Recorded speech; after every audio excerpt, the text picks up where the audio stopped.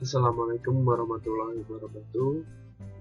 Kembali lagi bersama saya Robert Hidayatullah. Kali ini kita akan belajar mengenai mata kuliah audit TI yang berhubungan dengan proses audit TI, proses-proses yang ada di audit TI.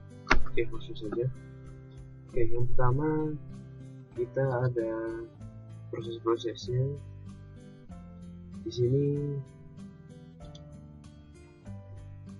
ada 8 proses, dimulai dari pemilihan topik. Ada tiga kriteria utama atau 3 tahap utama, yaitu planning, audit, action. Oke, kita bahas saja yang pertama, select topic. Select topic merupakan permintaan dari user atau seorang auditis dari apakah ada permintaan khusus audit yang mana, yang hal-hal apa yang perlu diaudit. Lalu yang kedua ada agree standard of best practice. Agree standard of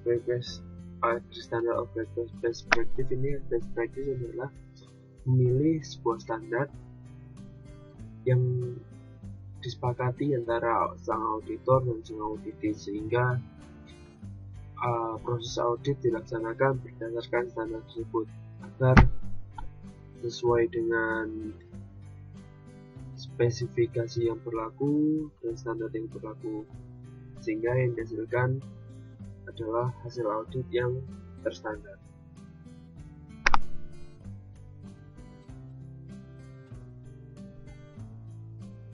Di dalam agree standards of best practice ini, salah satu kegiatan utamanya yaitu pembuatan audit charter atau kesepakatan mengenai audit antara sang auditor dan auditis, yang nantinya kita akan bahas lebih lanjut di slide berikutnya. Oke, selanjutnya masuk ke tahap 3, yaitu audit program. Audit program ini merupakan pembuatan sebuah perangkat audit atau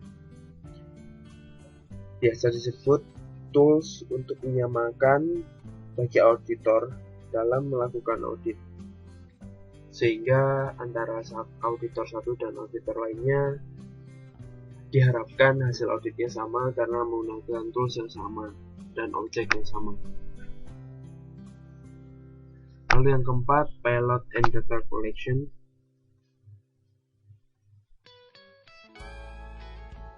Pilot and data collection merupakan sebuah inisiasi dalam mengambil suatu data, bisa berupa hasil laporan maupun kuesioner yang dibuat oleh sang auditor.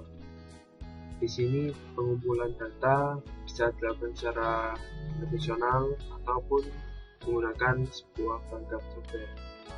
Seperti contohnya menguji keaslian dari sebuah aplikasi tertentu. Nah, kita diperkenalkan USB, yang mana USB tersebut merupakan kita memiliki sebuah software yang dapat memeriksa keaslian dari aplikasi tersebut. Yang kelima, analisis dan reporting adalah tahapan menganalisa dan membuat laporan dari hasil data-data yang telah dikoleksi oleh sang auditor. Di sini auditor menganalisis dan memberikan laporan terhadap data-data sehingga nantinya bisa ketahuan atau bisa memunculkan hasil dari audit tersebut. Oke, lalu yang keenam adalah make a recommendation. Make a recommendation maksudnya adalah sang auditor memberi rekomendasi mana saja aspek-aspek yang telah diaudit yang sekiranya telah dievaluasi dan dapat diperbaiki. Lalu yang ketujuh, implementation, adalah tahapan ketika si auditis menerapkan hasil dari rekomendasi yang diberi auditor, sehingga harapannya dapat meningkatkan nilai atau dapat meningkatkan hasil dari hal-hal yang diaudit.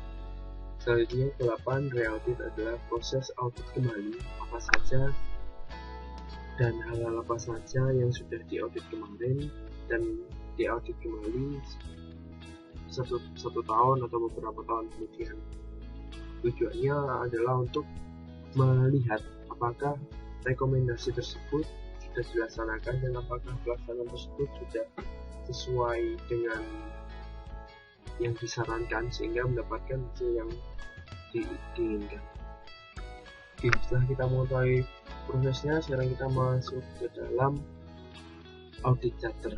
Mana audit charter itu sendiri terdiri dari secara umum ada tujuan, yaitu tujuan melakukan audit, apa yang akan dilakukan di audit, lalu tanggung jawab, siapa yang tanggung jawab atas audit tersebut, wewenang, siapa yang memegang atas wewenang audit, persetujuan, yaitu persetujuan antara sang auditi dan auditor mengenai apa saja yang diaudit, hal-hal apa yang menjadi yang perlu diaudit, lalu keterbatasan, yaitu constraint antara hal yang perlu diaudit dan hal yang tidak perlu diaudit.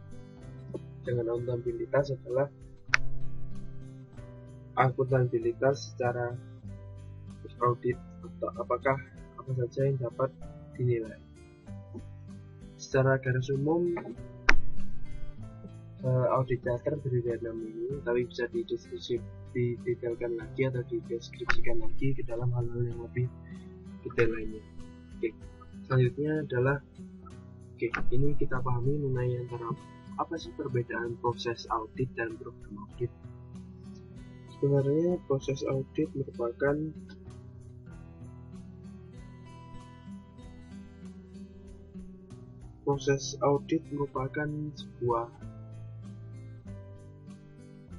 sebuah tahapan atau hal-hal yang harus dilakukan di dalam audit, yang mana mencakup dari 8 kegiatan tadi, yang mulai dari pembuatan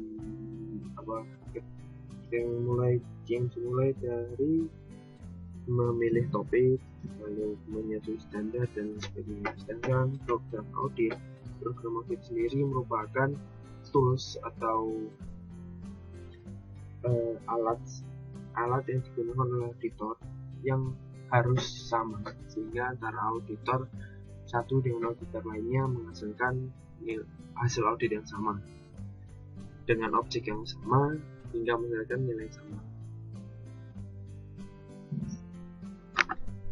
Oke, cukup sekian. Terima kasih dari proses audit TI. Sehingga kesimpulannya adalah proses audit TI merupakan proses yang sangat kompleks, yang dimana dimulai dari memilih topik hingga melakukan audit lagi, yang mana di dalam tahapannya merupakan hal-hal yang dilakukan sesuai standar yang telah disepakati dan batasan-batasan terhadap audit mana yang dilakukan. Sekian dari saya. Wassalamualaikum warahmatullahi wabarakatuh.